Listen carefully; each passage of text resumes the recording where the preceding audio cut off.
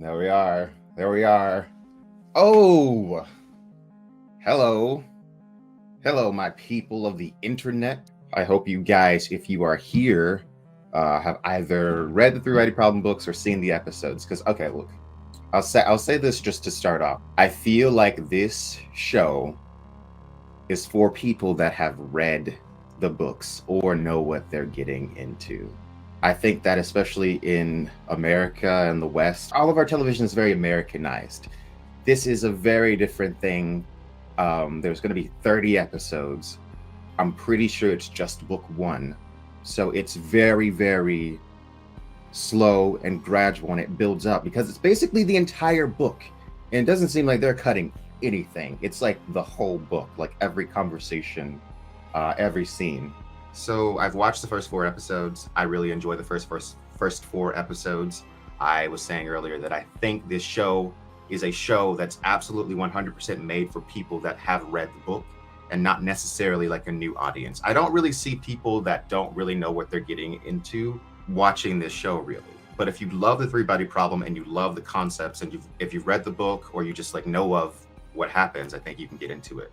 Because it's not typically when we see adaptations, one thing that's always true in all adaptations is they skip over a lot of things. They condense plot lines. They combine characters together to aid in simplicity. Here, there's pretty much none of that. It seems like all the minor characters are there. Basically, every conversation from the book is present so far. There are a few things that are being told out of order. And there is one particular moment that seems to have been omitted, but it could be coming back later. So we'll see about that. But I also heard that particular moment in the book is also censored in the Chinese version of the book. And I don't want to give it away and spoil it in case people haven't read the book. But there's a particular scene that apparently is not in the Chinese version of the book. And it takes place in the beginning of the American version, at least. And it doesn't seem to be a part of the show yet, but it could happen in a flashback. But I feel like if it's censored in the book, then it's probably going to be censored in the show too. So we'll see about that. The first episode, I think, does a really good job of building the tension and making you uncertain. It's the same feeling that I got reading the book. And the show is interesting because it's reminding me of the feeling that I had when I read the first book because I didn't know what it was about. I just spoiler alert, like minor spoiler, like the whole thing. It's about there's aliens are happening, but so I didn't know that like going into the first reading the book at first, and so it was curious seeing like all the layers slowly be unveiled, like what is really going on. There seems to be like this mystery that's like written into the core of reality itself, like physics isn't working, right? So that like our fundamental understanding of nature and how everything interacts with each other doesn't seem to be working at all. And that itself is very, very scary. I mean, and in the first episode we get the character talking about how over the last several decades when it comes to theoretical physics and the higher forms of science, the theories are becoming less and less simplistic and more vague. It's like our understanding is increasing in a way, but it's also almost like we're hitting a wall as well. So that's very, very interesting and very scary to think that like we can try so hard and we can continue to develop so far, but then like eventually we just hit a wall in our understanding where we can't go any further. And then Sishinlo steps in with this book and he says, but there's a reason for that. There's an even darker reason for that. And it's not just that we can't really get a grasp on it. It's like something is actively trying to block our understanding of physics. And that to me is just so freaking terrifying. So freaking terrifying. So I think the first episode does a good job of like building up the tension. And really it's hard to kind of even, to be honest, to think about these in terms of like episodes, like as Americans, see episodes, because they all kind of just like go together and continue to weave the same story. I don't know if I could say every episode has like a solid beginning, middle, end. It's kind of like it's just kind of like continuously weaving the story. And each episode is just like another few pages in the book. Um, so that's really, really good. I will say this could have to do with the fact that because it's 30 episodes, and it could have to do with the fact that, they just to put that much money in this, it's not the best looking television show I've ever seen. But I mean, I feel like it looks just as good as far as like things like CGI and stuff like that as like anything that you'd see on like the WB or like those DC TV shows. It looks as about as good as that. And with things like that, I think you probably only get like, I don't know how many episodes per season of those shows do you get, like 10, 15. Here we're getting 30 episodes. So I can definitely forgive CGI that's just like kind of not that good.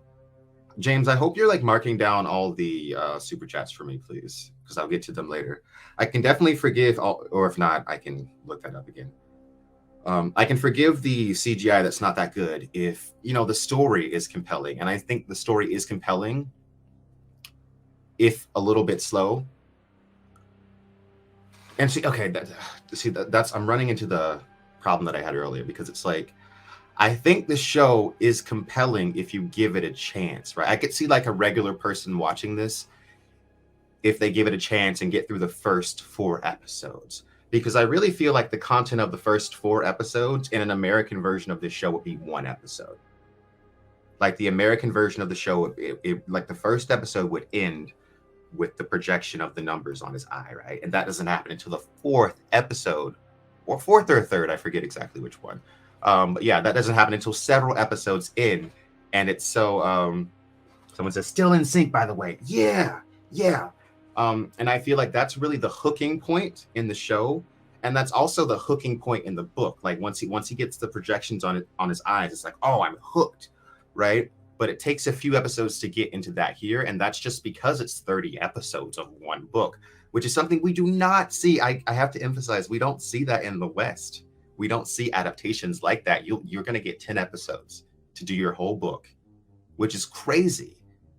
So I have no idea what Netflix is going to do, but I know that what they're doing here, for me, is superior to how most adaptations are handled. Because, like, yeah, you can give me like the flashiness of it all, and a bigger budget, but it's like, to me, ultimately, that all falls short to the story, right?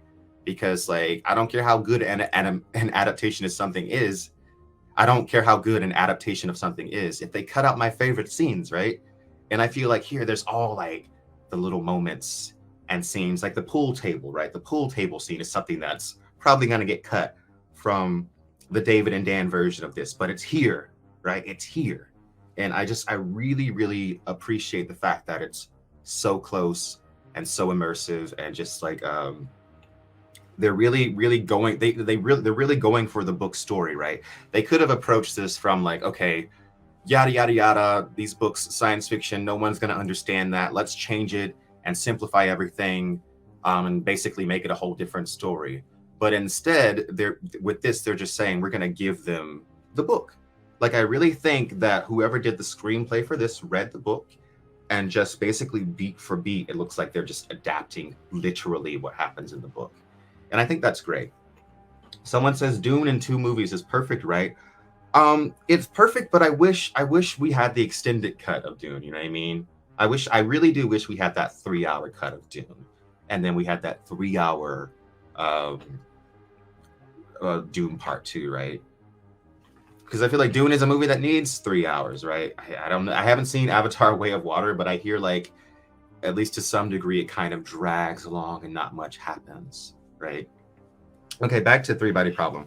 What's great about 3 Body Problem, this show, is that like, I think that from watching this show, it looks like, I haven't, all of it's not out, so I can't 100% judge it. But so far, I feel like you could watch this show and not read the book. And as long as you pay attention to what's happening, it seems like you're gonna get the book story, which is just like phenomenal. So I know like some people just don't read. They have a hard time reading, like attention spans are short. And some people can watch a show easier than they can read, and that's fine. I think this is a great opportunity for someone that wants to get the whole story but like is not necessarily a reader to like totally get the story of at least the first book. And also what's great about this release, this 10-cent release, is that they're releasing all the episodes for free, it seems like. And I think there's 2 or 3 that are out for free right now, and then you can be a member. I'm not sponsored by them, by the way. And then you can be a member for like however much a month.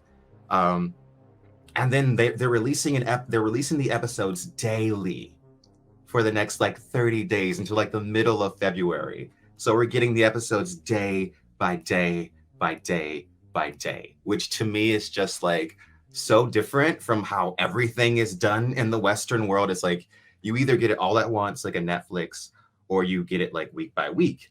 But to get it daily is so freaking cool. And it's free. Yeah, it's free. I think the members get the episodes a little bit earlier, but they're still releasing the episodes free, which is like awesome. And I think it's really because the company understands that, you know, ad revenue exists on YouTube. You can post something on YouTube and you get ad revenue. So it's like if people are watching it, yeah. So yeah, definitely go. I got the link in the description of this video too. So if you haven't seen it, I think like 6 episodes are out if you're a member, and like 3 episodes are out or something if you're not a member. You can definitely go click on that, watch the first episode. Definitely like tell them I sent you. You know, go over there and be like, Quinn'sIdeas sent me here. You know what I mean? Just do that. Do me a little favor. That'd be awesome. But yeah, so like I was saying, I think episode 3 or so is the episode that's really like got that hook moment when he's taking the photos and he's seeing the numbers and they're all popping up. It's like, what the heck is going on? And like I said, that was the part in the book where I was like, okay, this is a really, really good book. So in this stream, I don't know how much I should spoil yet. I think after about like 5-6 minutes, we're going to get into spoilers for at least book 1. So I can talk about like what I saw in the show, like in relation to what happens like later in the book, right? So, but for now, we're not going to do spoilers for what happens in the book, because it seems like I think a lot of people are going to want to enjoy this show episode by episode. And if you haven't read the book, it's like the way it unfolds is so cool. Okay. And also what's been really awesome watching this is that I'm also currently working on my next 3-body problem video. And it's very, very far on in the series. So it's like watching this show again, I'm like being reminded of like all the little characters from before the series like really, really expands. A lot of these characters I totally forgot about. Which is really funny.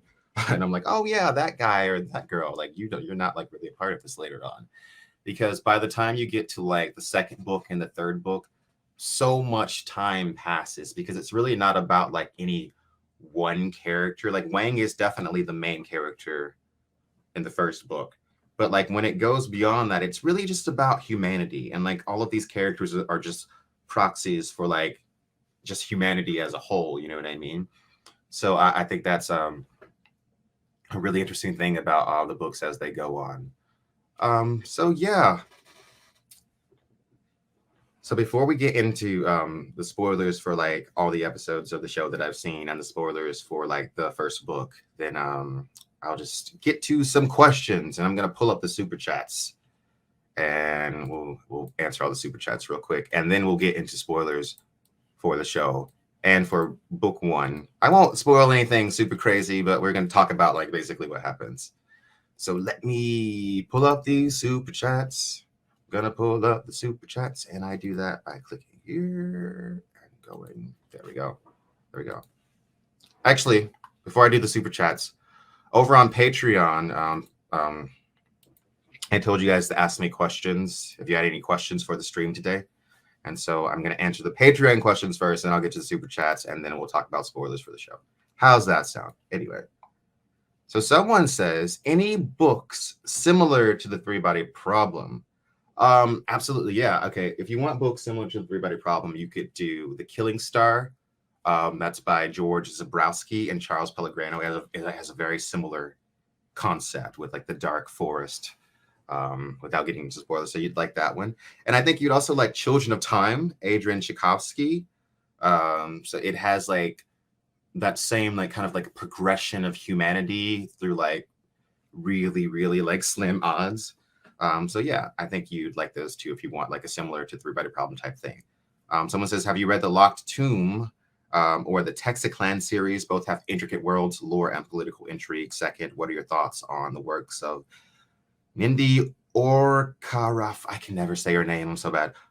Okoraf. I've never looked up the pronunciation, but she is a sci-fi author, Afrofuturism.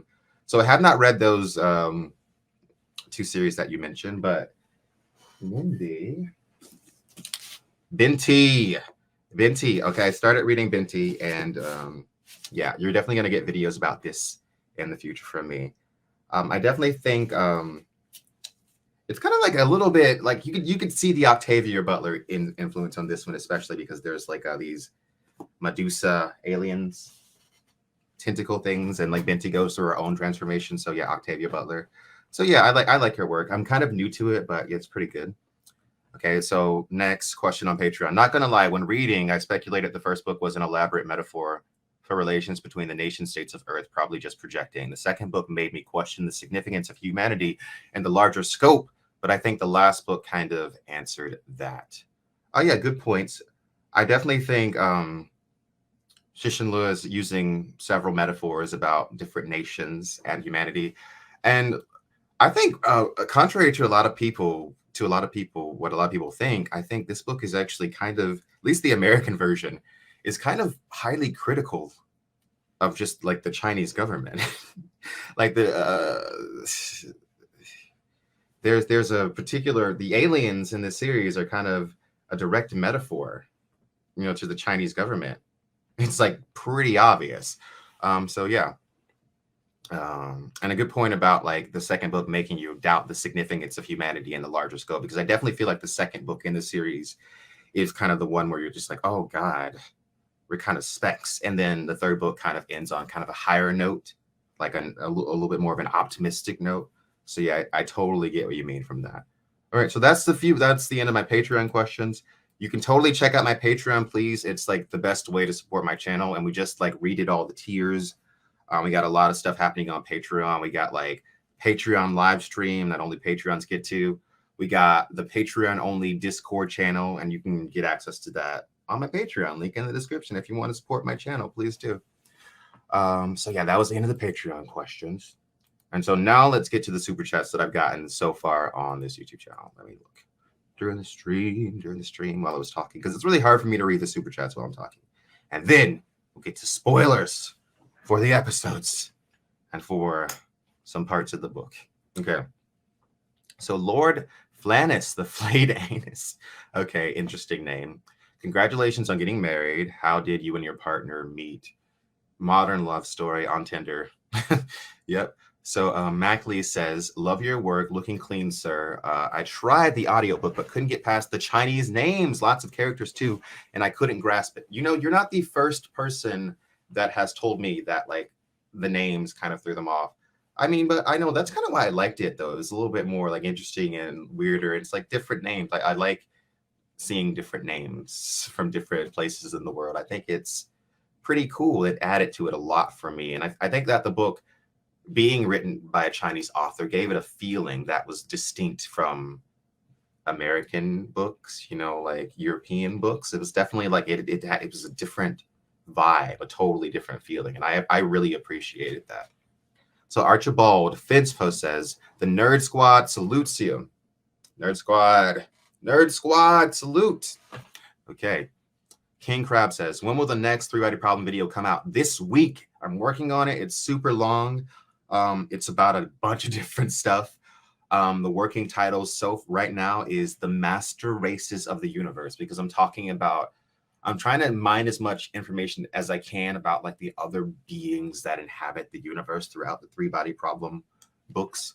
So I'm trying to gather as much of that as I can and like it really expand upon them and try to explain what's going on with all of them. So yeah. Okay. King Crab also left a super chat. When will you explain the rest of the three-body problem series? I swear I thought you said there was one last part about it. Love your work. Even after this video here, there's probably still a lot more to talk about. So there's not really one last part. There's a bunch of little things and a bunch of big things that I've just yet to cover because there's so much. Okay, so Lord Flannis again says, love your work. Thank you so much. Okay, and that's the last of the super chats for right now, I think. And thank you so much, Trace Face, for your super chat as well. Okay, excellent, excellent, excellent. Now, begin talking about the spoilers for the show. I think that if you have not read the book and you don't exactly know like the general plot of this, I think that a few of the things I'll get to the chat, not fuck the chat. I'll get to the chat. I can't like talk and look at the other stuff and look at the chat too. But I think that if you don't know like where the story is going, that a lot of it might be a little bit confusing. Because they're not really giving you any indication when there's flashbacks, right? Because we're seeing a lot of Yang Dong, we're seeing a lot of Yang Wenji, but it's all kind of without context. It's all kind of without context. James says one more Patreon question. Sorry, I did not see that. It's kind of all without context. I feel like it can be a little bit jarring if you don't know where the story is going. So we learn in the beginning that Yang Dong kills herself, but we keep seeing her throughout the show. So it's like, I could see it being a little bit confusing. It's like, when exactly is this happening? So I feel like that's kind of a little bit of a, yeah. Okay, so last super chat. Henry Quimbaya says, Quinn, still planning to create a review of Luoji's plan. I'm going to do a video about Luoji's plan and everybody's plan, but that's like deep in the series when we get to the wall facers and stuff like that. So yeah, I feel like the way the show handles flashbacks a little bit is a little bit jarring and a little bit weird, but that's a minor thing. Because if you really are paying attention, then I think you can see past that. That's another thing about this show. If you are not paying attention, this is not a casual watch TV show. That's one thing we got to squash real quick. This is not a show that you can probably recommend to your mom, unless your mom's like really into sci-fi, like real hard sci-fi. This isn't a show that you like recommend to your mom. It is really philosophical. There's a lot of like really like long drawn out conversations like it is in the book. It's not necessarily like exciting episode by episode, and it is a show that you really, really have to watch and pay attention to really get what's going on, because there's a lot of like really interesting subtleties that could like I think easily go over your head if you kind of like look away for even like a little bit of a second. So yeah, it's probably honestly based like out of the science fiction shows that I've seen, it's probably one of the most challenging science fiction shows that I've seen, because it's not cutting you any slack. It's not cutting you slack. It's like basically keep up. It's keep up. You got to keep up or you're going to get lost pretty quickly, I would say. And it's not like I said, it's not the American norm. Like even when it comes to more cerebral American science fiction, it's not like this. It's not this level of depth. Like the best science fiction movie that you've seen, it kind of pales in comparison to like a science fiction book. But this show is kind of like on par with like the pacing of a book, right? Because like, here's the thing for people that like don't read books too, is that like when you open a book, it's not like immediately extremely exciting. Like when you open a book, there's a lot of like build up to get to the stuff that actually is really exciting. And you know, this show is more akin to the pacing of a book than to the pacing of a show, right? So people are saying, is the show out already? Someone said to me, I'm going to have to mention every 10 minutes that this is the Tencent Chinese adaptation and not the Netflix one, which is later this year. So yeah, keep that in mind. And the Tencent one is on YouTube for free, but you can become a member on Tencent and get it early. And I'm not a sponsor, just to say again. Not a sponsor. So yeah, I think that's one thing. The pacing of the show is one thing that I think will turn some people off. But for just being a fan that's read the book and knows where it's going, and just being like a general fan of like sci-fi storytelling, for me, it's just great. Like I love all the conversations of like physics and the mysteries of the universe, and all just like I love it. I love it. Okay. What else to talk about? With this show? I will say that Da Shi is a little different than how I imagined him. I imagined Da Shi as a little bit older. Wang is basically the character that I pictured while reading the book, so like he's perfectly cast. Oh yeah, we also got to see Wenji. I think we finally got a conversation with Wenji in episode 4. And it was really interesting too, because at this point in the book, you don't really know that much about Wenji. And I remember in this point in the show, you don't really either, to be honest. But it's really curious because you have no idea that this is who this woman is, and you just think, oh, this is the grieving mother of a woman who committed suicide. But then once, like later on, when the layers of this character unfolded, and you realize like exactly who she is and exactly what she has done and the cost of what she has done to humanity, it's just like, oh my God, it's incredible. Someone says, what's the show called? It's called Three Body, and the link is in the description. Oh. Yeah. Yeah. Is the channel it on free on here? Oh. Someone says, is the channel it is free on here in the description? Yeah. I've linked to the place where you can totally watch it right now. Yeah. Oh yeah. Okay. So it's interesting too. They keep breaking up the turkey scientist in this. And I kind of feel like, I could be wrong, but are they bringing it up a little bit more than in the book? I could be wrong. I don't know. The turkey scientist thing is a really, really interesting and scary topic. And they bring it up in the show, and they had this really neat animation for like the whole turkey scientist thing. So it's like you picture a civilization living on like a flat field, and then you've got like a shooter in another dimension, and the shooter is firing holes at like every, like, I don't know, 10 centimeters on this like flat plane where these beings live. And so their scientists come out and they're like, oh, a law of the universe is that there is a hole in the universe every 10 centimeters. So they're mistaking an unchangeable law of the universe for the whim of the shooter, right? It's like the shooter just did this because he wanted to. It's not a law of the universe, but there's no way for the people on this flat plane to know it. So that's one scenario for how the universe is potentially.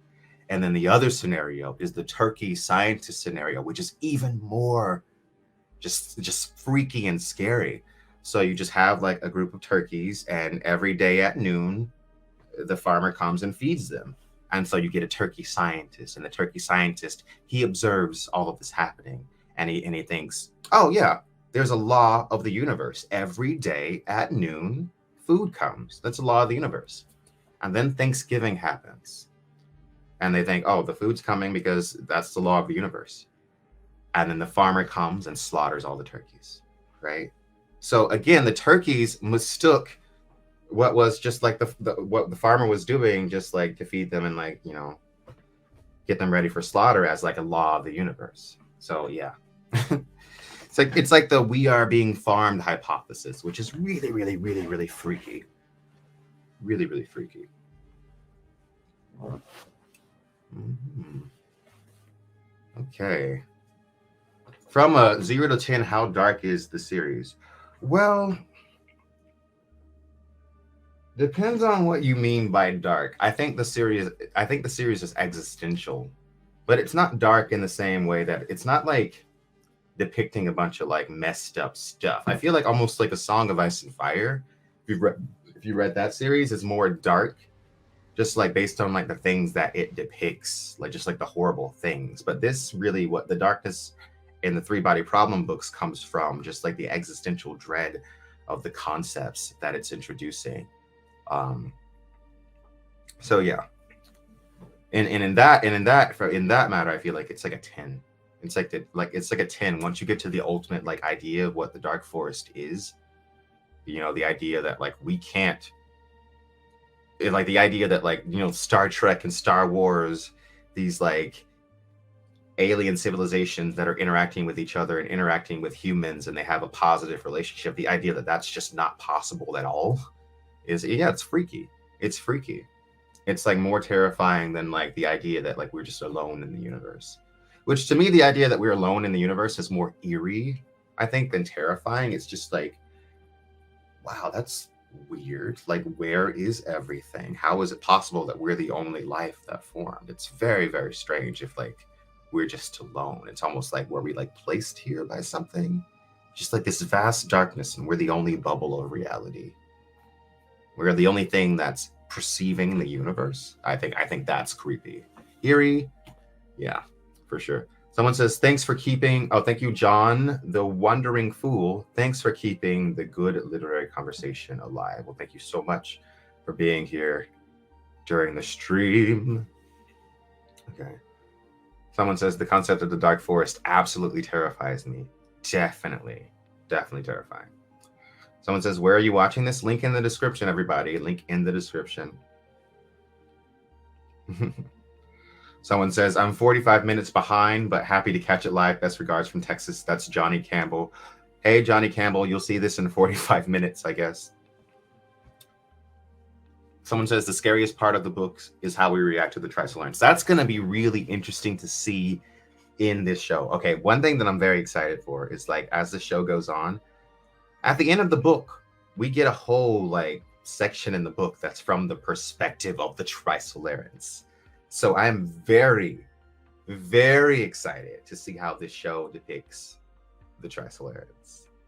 Because it could go either way. This could be like really, it could be really bad. It could potentially be really bad because we don't even, in the book, we don't even know what these aliens look like. We don't even know what they look like. So it'll be curious to see what they show. Okay, and I did take notes earlier because there were some things I wanted to go back to. Yeah. So there's a really interesting thing that the show does that I love, which sometimes when it's showing like Yang Dong or it's showing Wang, it'll have like this drone shot. It's like it's like something is watching from the sky and it's like really distorted and weird. That is the Sophon. If you've read the book, that is 100% the Sophon. So in the book, the aliens have already crippled. That's why physics is all screwed up. The aliens have crippled physics. And the Sophons are all over Earth and they're just kind of watching everything. That's 100% the Sophon. And it's like, that's so freaking cool. That's so freaking cool. And one thing that I like, another visual choice that I like that they're doing is that a lot of the scenes will like start off by like being like, it'll show the universe and then it'll zoom out and it'll zoom out into the like atomic structure of an object in the room. And then it'll zoom out more and then you'll just be like in reality again. And that's really, really interesting because later in this book, and probably later in the show too, we get into a really interesting concept called higher dimensional microcosmos. That's not what the concept is called. I don't know how to express the name of the concept, but like we get into the idea of a higher dimensional microcosmos, right? So in the three-body problem universe,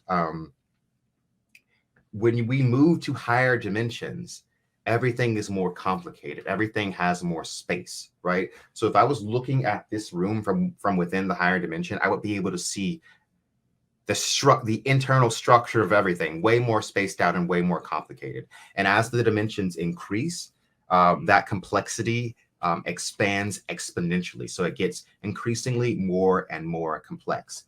So at the end of the first book, we see the process of the Trisolarans unfolding a proton into higher dimensions, right? So if you think about a proton, it's 1 point, it's fundamental particle. It's 1 point in space-time, right?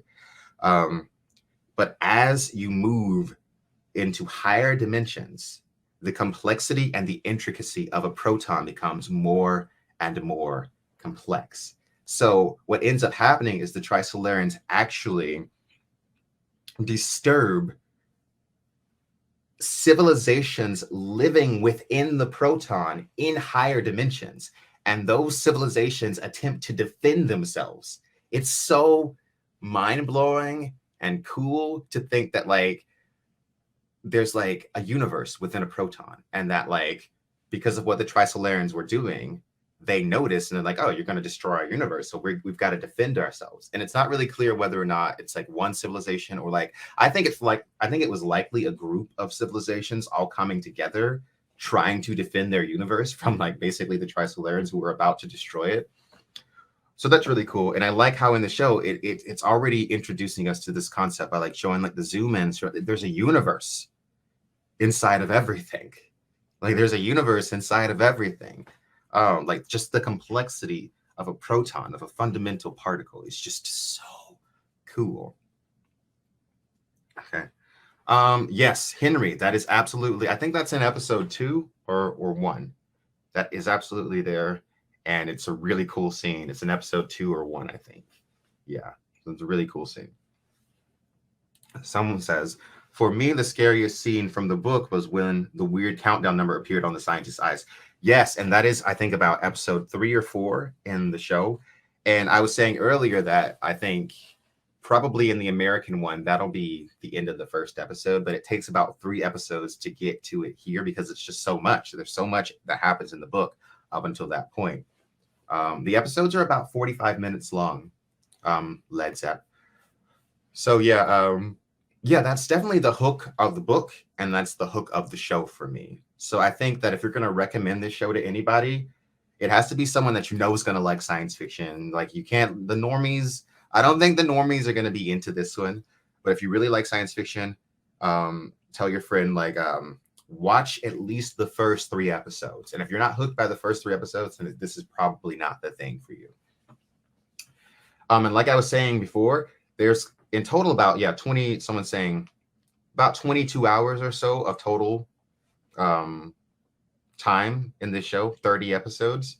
So I think that's longer than the audiobook. I really think that's longer than the audiobook. So the show is longer than the audiobook.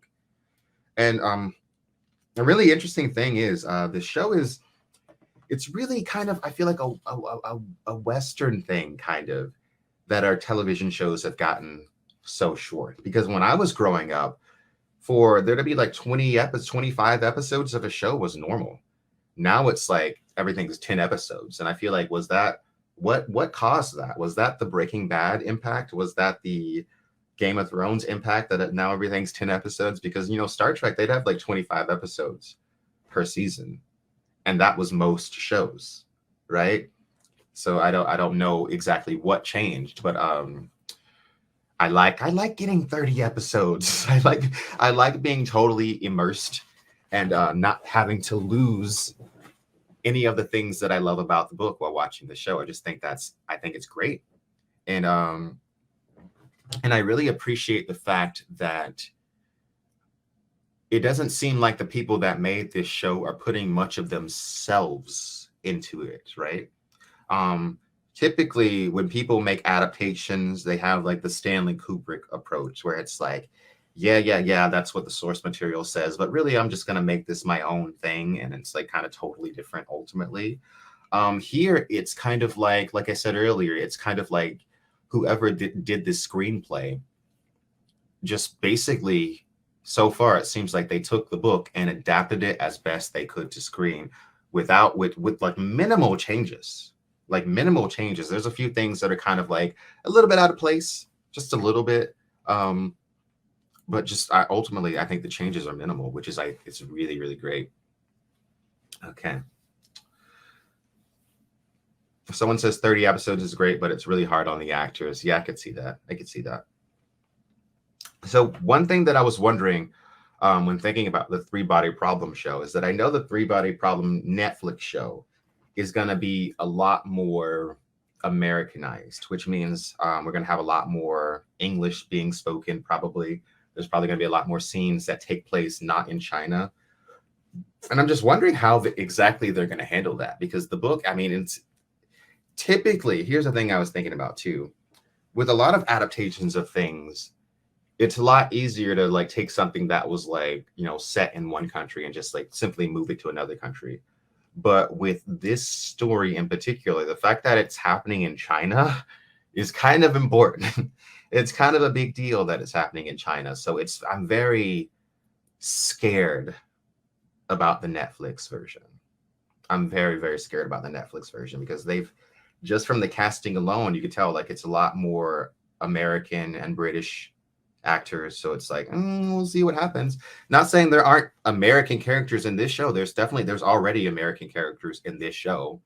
But it's like, We'll see. We'll see. It remains to be seen. Generally, like it's the consensus is that D&D are pretty good at adapting source material, but like when making their own stuff, that's kind of when they fall short. Someone says, "Will Netflix show the cultural revolution parts of the book?" Maybe. We'll see. So far, this show has not shown the cultural revolution parts of the book, so maybe later on they'll show it.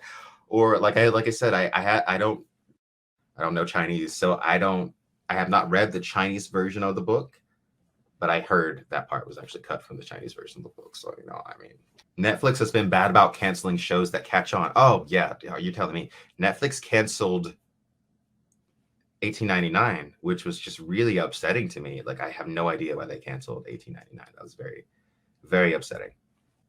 Someone says, I can't imagine how they could reintegrate this cast into a story and cut the story itself into condensed Western standards without slaughtering the original thoughts. I have the same dilemma when thinking about the David and Dan show. I don't know how you're going to adapt this story to be like what an American audience wants. Because I feel like this is a science fiction book. This is a hard science fiction book to the core.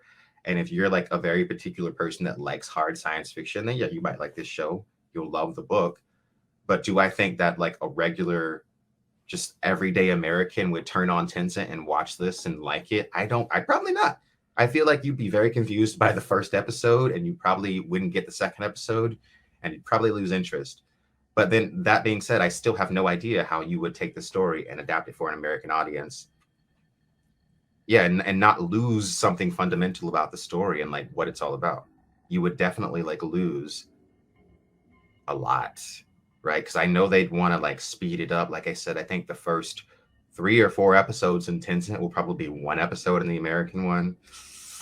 Which is like we're gonna miss a lot of the really eerie, like interesting things. So it's kind of hard, but I don't know. We'll see. We'll see what they do. We'll see what they do. Maybe they'll swing it just right. Maybe they'll swing it just right and it'll be different. I think one thing you can count on is that it will certainly be very different. But I think it'll be watchable. Maybe like the fundamental concepts will remain intact. But if it's really bad and it sucks, we'll always have the Tencent one. Yeah, there we go.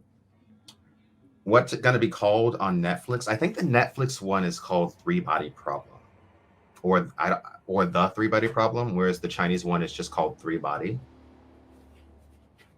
And the book series is, of course, the Remembrance of Earth's Past series. These books. So you got the first book in the series.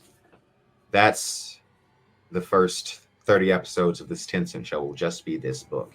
And then you get The Dark Forest, second book, best book in the series by far, in my opinion. And then you got Descend, the third and longest, I believe, book. This is the one where it gets into the really weird concepts. This book has some of the most interesting and weirdest stuff that I've ever read, and it's so cool. It's so cool.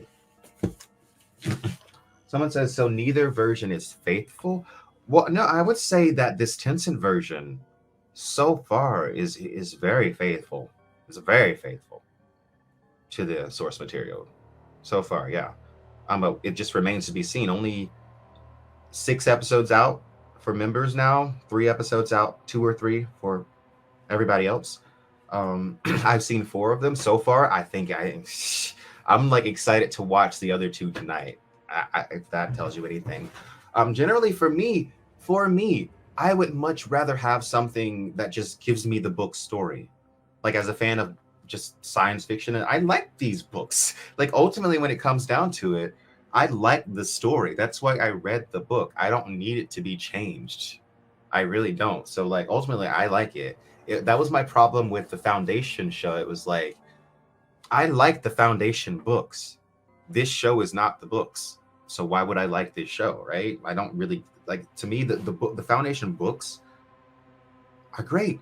They're philosophical. They're very slow, but that's what they are. And they tried to make that show into like this action-packed, like Star Wars type things. And it was bland. It was not what I was into. And ultimately it failed. I don't know if they're doing a second season of Foundation. Maybe. But like, but with the Tencent show, I feel like, yeah, like I'll be able to go back and watch the show and enjoy it. And I think it's for me it works. For me it works. For other people, I don't know, maybe not. So just let's look at the chat and see how many in the chat right now. Have you seen any episodes of the Tencent show? Have you not seen it?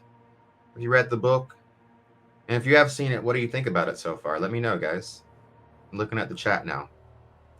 I've been looking at the chat, but yeah. Also, we're gonna continue the conversation about Three Body after the stream over on Discord. So if you want to join us on Discord, like totally join us on Discord. It's a lot of fun. Lots of science fiction fans chatting about different stuff. You can get into contact with me. We can chat about stuff over on Discord. Link in the description. It's a fun place to be. And also, if you're a Patreon supporter, there's like a Patreon only Discord channel over there. So it's really awesome, super sweet. So yeah. So someone says only know the book. See, I think that if you've read the book, you'll like the show. And I think this show will be a really interesting experience for people that just read the book and they can go right into the show. It's really cool. There are English subtitles. Someone says, I'm on episodes 1 to 3. I'm enjoying it very much. Someone says, seen the first 6. Episode 5 felt weird a bit tonally. I have not seen episode 5 yet, so we'll see what that's all about. Oh, it's my mother-in-law. Hey, everyone say hi to my mother-in-law. Hello.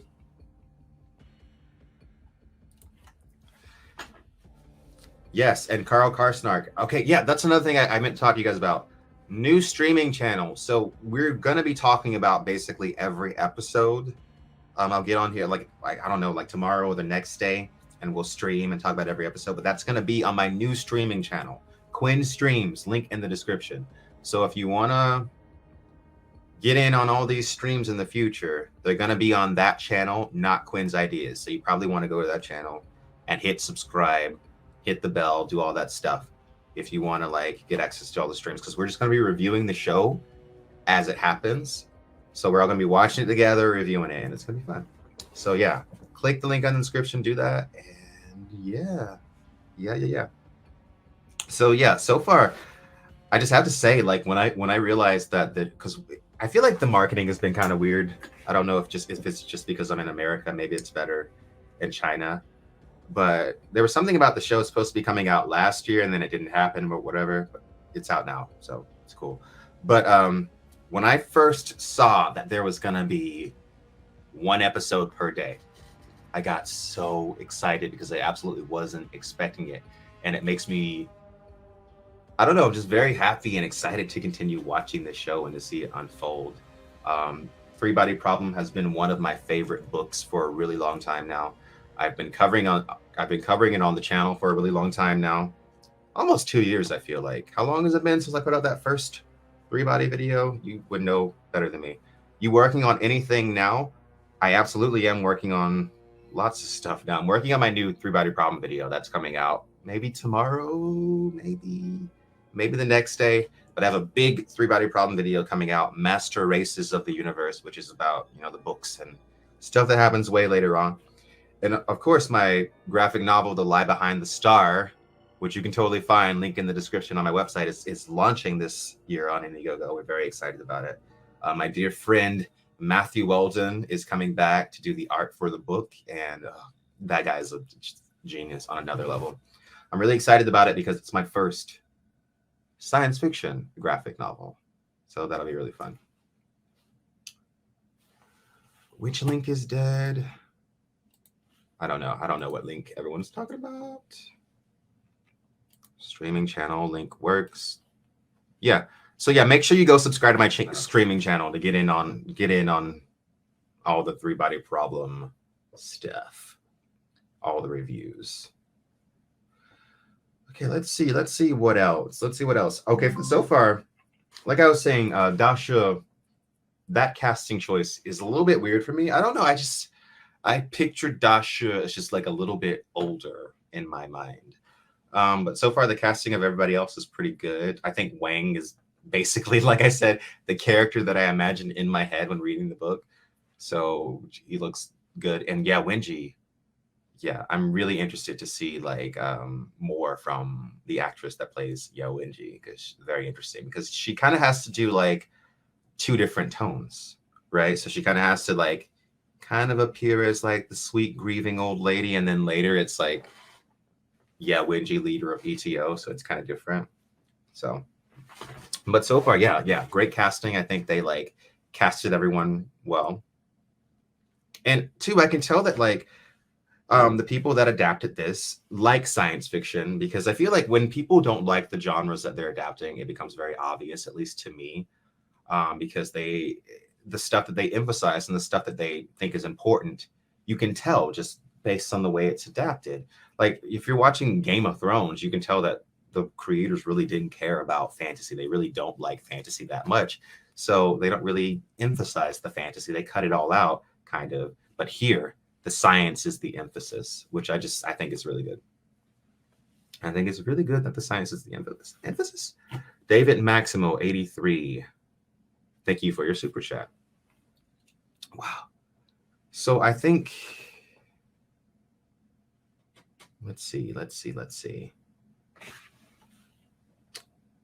So I wish I could do a poll and get like what percentage of you guys are watching the show or have done it. I'm gonna see if I can make a poll somewhere. What's the best website for doing like those like quick polls? Let's see. I see other YouTubers doing this all the time. I don't want one where I have to sign up, because I want to poll you. Straw poll, right? That's the one. That's the one. Have you seen the show? I'm going to post this poll in the chat, and you guys can go vote and tell me if you have seen the show. Gonna post the poll. Okay.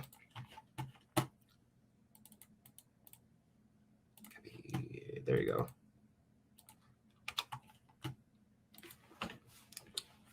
So yeah. So you guys click on that poll, and I can get a more accurate reading on who's seen the show and who hasn't. The numbers are coming in. The numbers coming in.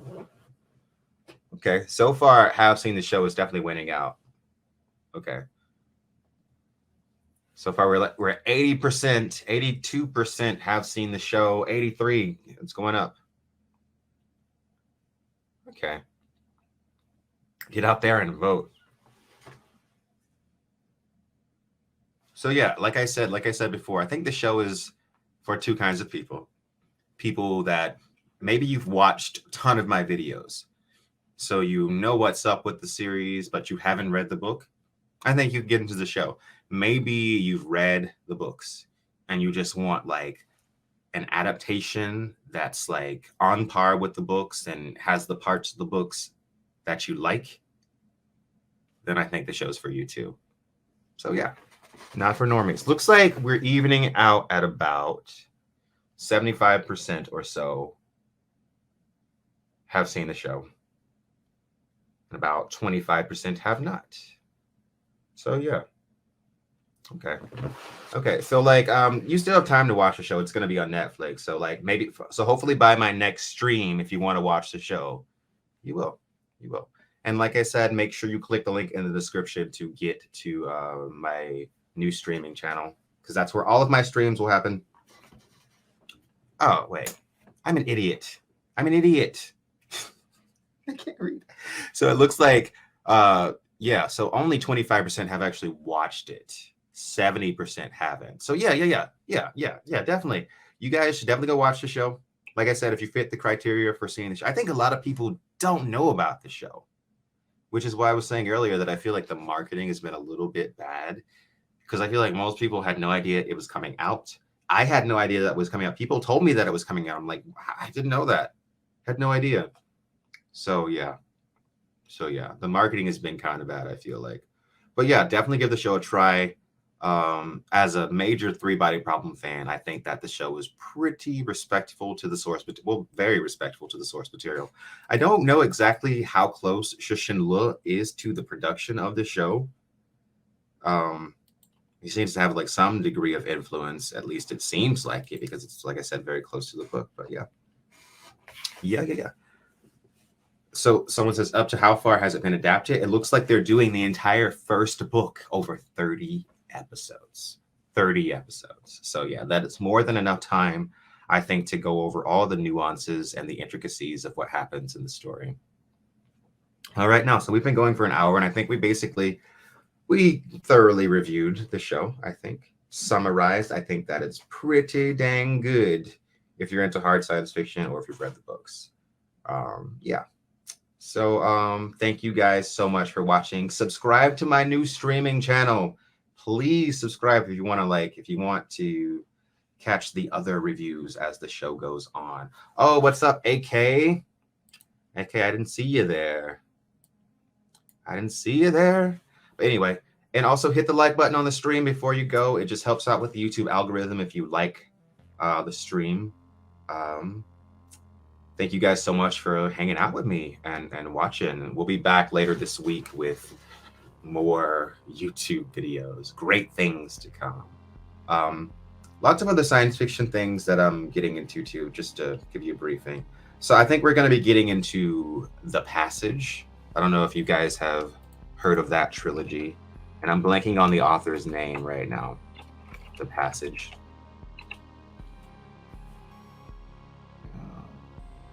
The Passage, Justin Cronin. So that trilogy, we're going to be getting into that. And then we're going to be getting into some more Alistair Reynolds, for sure.